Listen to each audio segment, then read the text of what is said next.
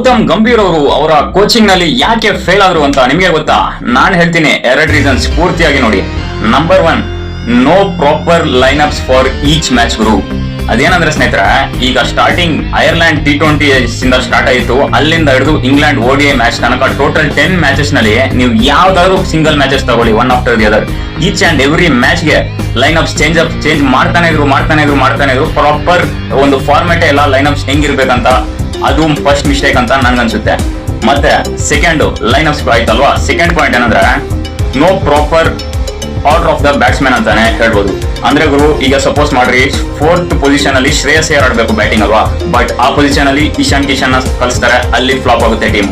ಮತ್ತೆ ಇನ್ನೊಂದು main point ಏನಂದ್ರೆ ಅಕ್ಷರ್ ಪಟೇಲ್ ಇರ್ತಾರೆ ಮತ್ತೆ ಶಿವಮ್ ಡುಬೆ ಇರ್ತಾರೆ ಮಿಡ್ಲ್ ಆರ್ಡರ್ ಬ್ಯಾಟಿಂಗ್ ನಲ್ಲಿ ಆಡೋದಕ್ಕಾಗಿ. ಅಲ್ಲಿ ನೀವು ಯಾರನ್ನ ಕಳಿಸ್ತೀರಾ? ಹರ್ಷಿತ್ ರಾಣಾನ ಕಳಿಸ್ತೀರಾ ಚೇಂಜಸ್ ನೋಡೋಣ ಅಂತ, ಅಲ್ಲಿ ನಿಮ್ದು ಏನು ವರ್ಕೌಟ್ ಆಗಲ್ಲ.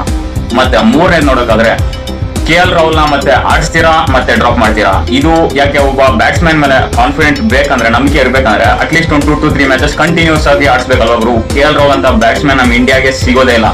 ಸೊ ಸ್ನೇಹಿತರೆ, ಇದೇ ನನ್ನ ಮೇನ್ ರೀಸನ್ಸ್ ಗೌತಮ್ ಗಂಭೀರ್ ಅವರ ಕೋಚಿಂಗ್ ಅಥಾರಿಟಿ ಫ್ಲಾಪ್ ಆಗೋದಕ್ಕೆ. ನಿಮಗೆ ಏನನ್ಸುತ್ತೆ? ಬೇರೆ ಯಾವ ರೀಸನ್ ಇಂದ ಗಂಭೀರ್ ಫ್ಲಾಪ್ ಆದ್ರು ಅಂತ ಕಮೆಂಟ್ ಮಾಡಿ, ಅಂಡ್ ಹೆಚ್ಚಿನ ಅಪ್ಡೇಟ್ಸ್ ಗಾಗಿ ಫಾಲೋ ಮಾಡಿ.